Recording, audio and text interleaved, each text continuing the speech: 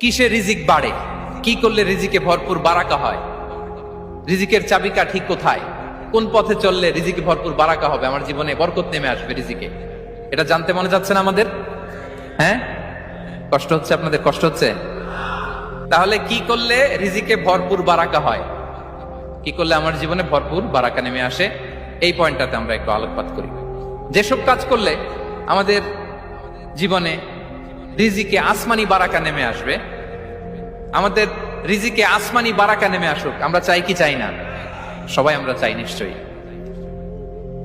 যে কাজ করলে রিজিকে আসমানি বারাকা আসে, এর এক নম্বর হচ্ছে তাকওয়াল্লাহ, আল্লাহর ভয়।